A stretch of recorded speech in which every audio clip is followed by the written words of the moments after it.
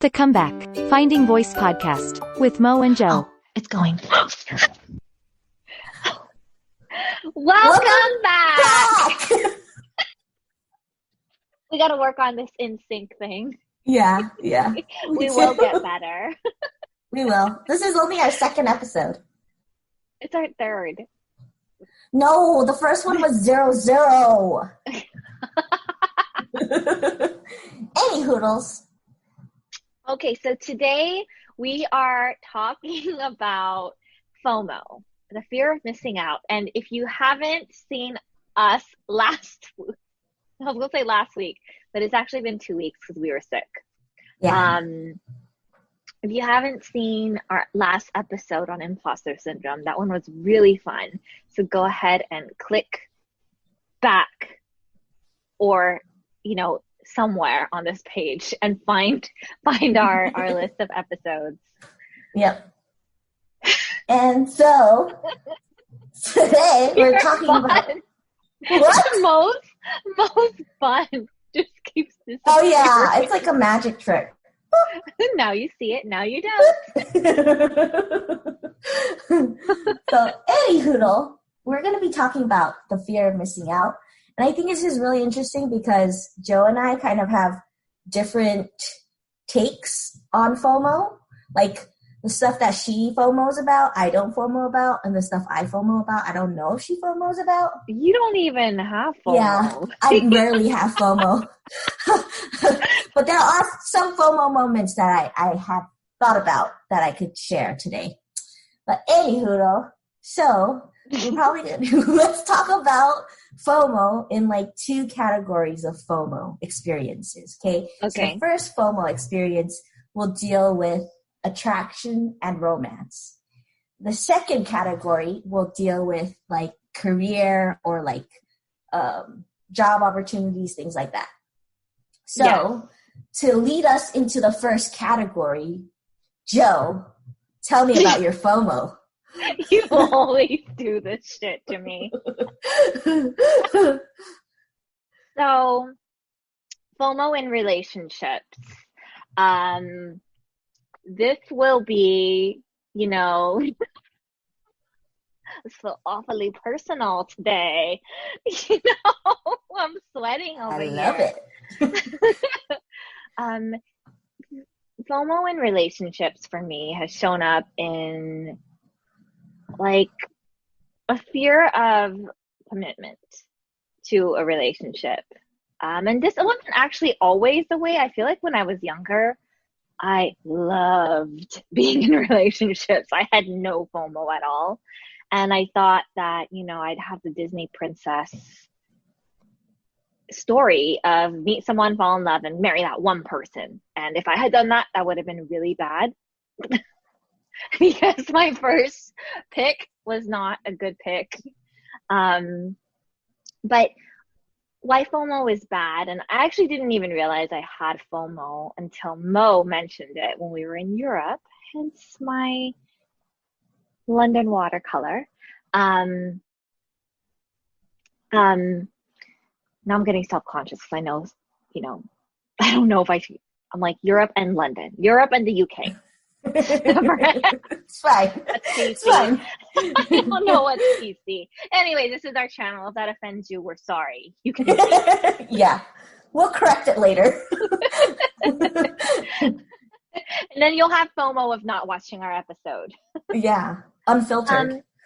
Yeah. So for me, why it's such a big problem is because it prevents me from moving forward. It prevents me from taking action in anything. We're specifically talking about relationship in this first segment, but for me, it's this fear of moving forward in relationships because I'm afraid of what I might close myself off to in the rest of the world. But in reality, I'm closing myself off to love just by having that. That fear. Mm-hmm. And it was just really bizarre to me that like Mo, for example, doesn't have FOMO, because for me, I'm just like, what if something better, someone better comes along? a better partner for me, who's more of a match. And I actually don't even know when that FOMO started coming up for me, but I felt like the older I got, the stronger it got.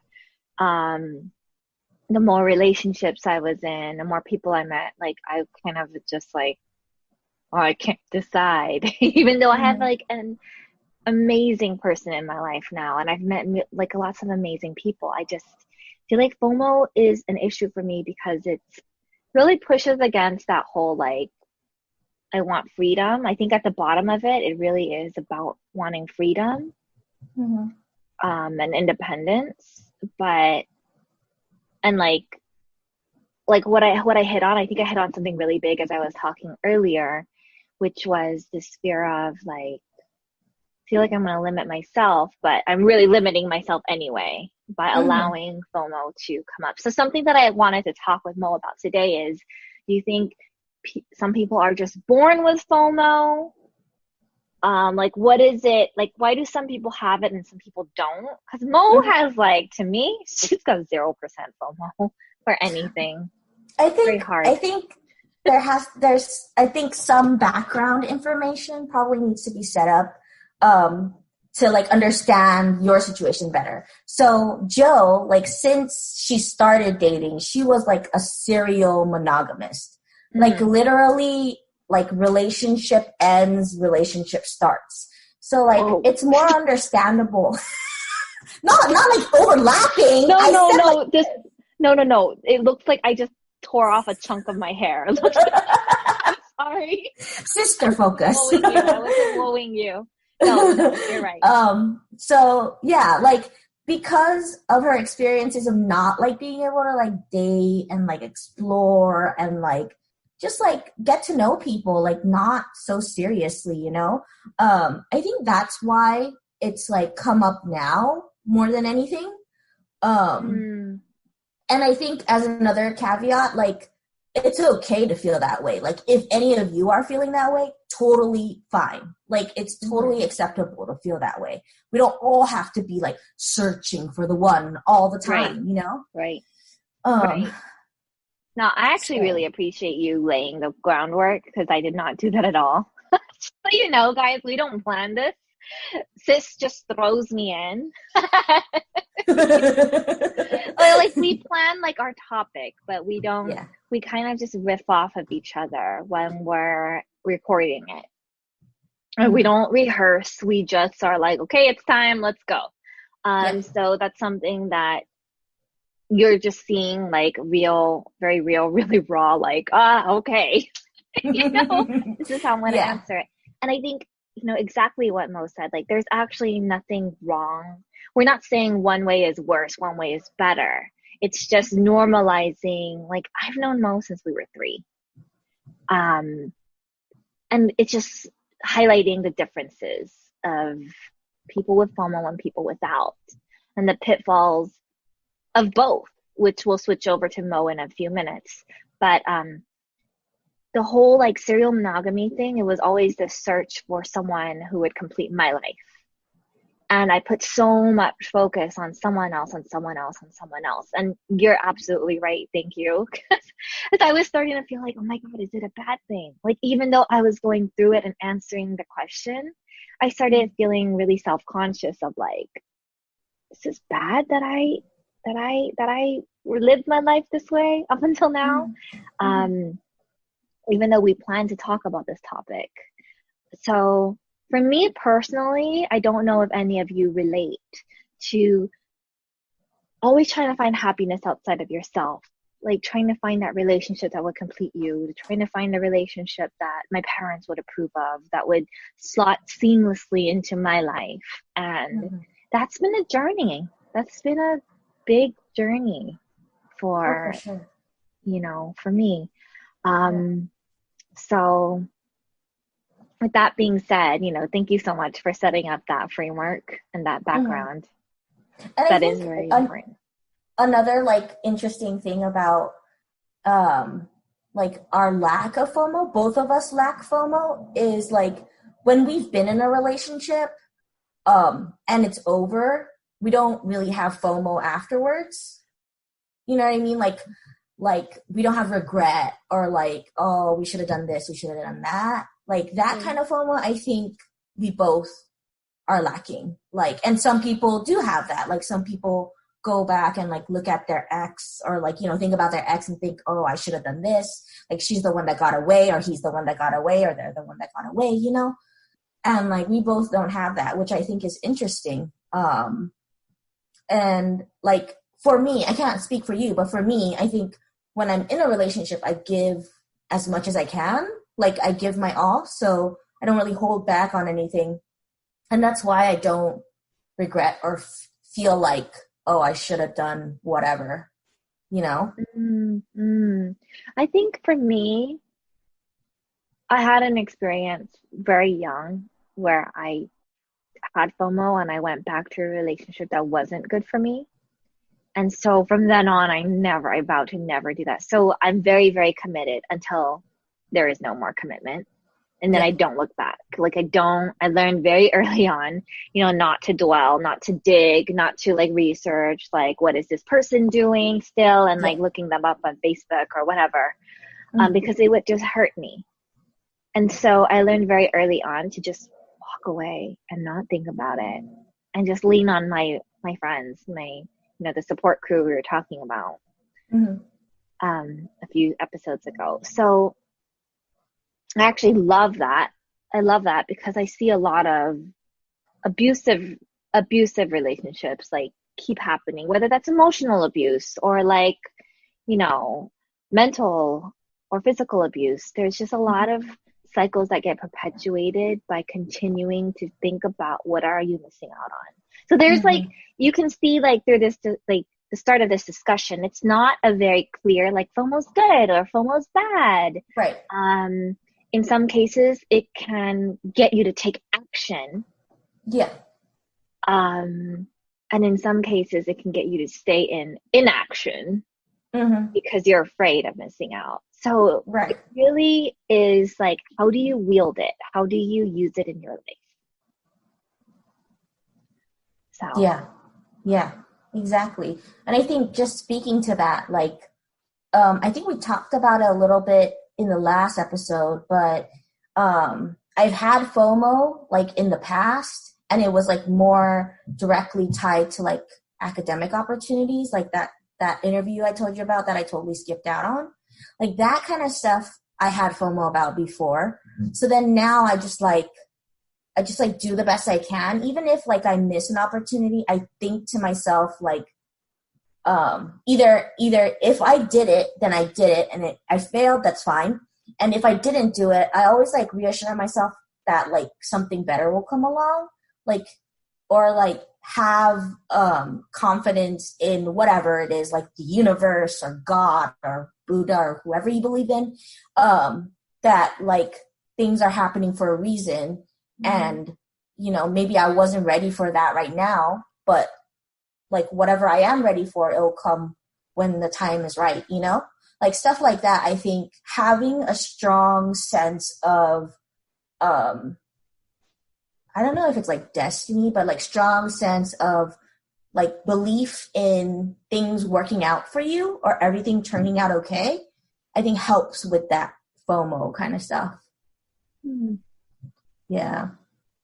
Which is interesting because I feel like prior to the recent years, we never really talked about that whole like having faith that there'll be something, if it passes you by, then it's not for you. Right. And the right thing, situation, or person that is for you will come your way. Yeah. And I never thought about that, even though I really do trust in the universe. And I really do believe that the things that are for us will come to us effortlessly and stay. And the things that aren't, there will be a lot of tension and it'll feel like really tough to keep it in your life or to get to it. Yeah. And I mean, at the moment, like in the moment it's happening, of course, like we're not going to be thinking like that, you know, like, oh, it's okay. Like if something like let's say I like try to submit a publication and they reject me, that does not take away from the pain that I'm feeling of that rejection, you know? Like I'm not going to be like, okay, well, something better is going to come along for me. Like that, those feelings are real and valid of like, you know, whatever it is, like whether it is disappointment or FOMO or whatever, you know, it's not to say that like, I'm trying to say like, oh, just think that things will get better. Like, of course it's not that easy, you know? Yeah. So to finish off like the relationship segment of it, you've been in your relationship for a very long time. Is it 7, 8 years? Yeah. 7? 8. Anyways, long. Yeah. So how do you just never feel FOMO? Like, can you talk to us about that? Yeah, of course. Like, I don't know if I don't feel FOMO, like in the sense that I'm not tempted or something. Like I do, I think it's natural to get attracted to somebody else or like fantasize about how you would be in another relationship or if you were single or things like that. I think that's completely natural. And so I have had those thoughts before, but it's not to the point where like I would actually end the relationship for those fantasies. And I think it's just because like I'm pretty satisfied with my life right now, like dealing with people, like dealing with my social life. I think I'm very much like fulfilled. Like I have you know, you like fulfill me very like spiritually and intellectually, and like having people like around you that can satisfy those kind of needs really helps. I think like if I didn't have anyone to talk to about deep shit, like I probably would be more tempted and would want to like seek that. But like I have people that I can like talk to, and like obviously like I can like physically I'm like pretty satisfied with what he provides and what I provide for myself. That's explicit. Sorry. Like physically, oh. I didn't say any like triggering words. I just described it. But yeah. So I don't know. And I have a very like active fantasy life in my mind. So maybe that also helps. Like I have like when I'm like in the shower or like when I used to like work out on the like treadmill. Sexual fantasies or just fantasies period? Well, like sexual, but then sometimes it's just like me like hitting on someone or something. Oh, okay. Yeah. So like those kind of like fantasies like help me not need it in real life. I don't know. Yeah. That's so interesting. Well, actually, one thing that I wanted to say, it's kind of in the realm of relationships, but in a way that FOMO is good for my life. I'm an introvert. People don't really know that about me. But for me, I love people, but I need to be ready to be around people. And I definitely love recharging by myself. Like right now I'm looking out a window and it's just to trees. There's no people. And I loved just sitting here and just, Sis and I co-work together. And before I go out and start my day of work, I'll actually just sit and just do my own thing. But in the way that FOMO has been really positive for me is for my social life. Because if I let my introversion lead and the lazy girl in me lead, I probably would never, ever, ever talk to anyone or do anything. But I think when I get invited, to you. I've known you since we were 3, so you're pretty much like family. So I don't feel that like social, depletion that I get with 99% of the rest of the world. But it does get me out. It gets me out of my bubble. It gets me out of the house. It's what gets me to, join my Tahitian dance troupe. Because it's so much safer and easier to just stay hidden at home and not do anything with my life. But the FOMO is a positive thing at play there to like make me move towards something. Or like, for example, there are some days I only have a co-working session with my sis for like 2 hours in the morning. It's very early for me. but I'll get my ass up just because I'm like, but if I miss this, I won't get to see her for the rest of the day. Oh, So I that's do sweet. get up because of that. Yeah. I think that's a really important point to make. Like, I think it depends on what you do out of the FOMO or that like fear, I guess, you know?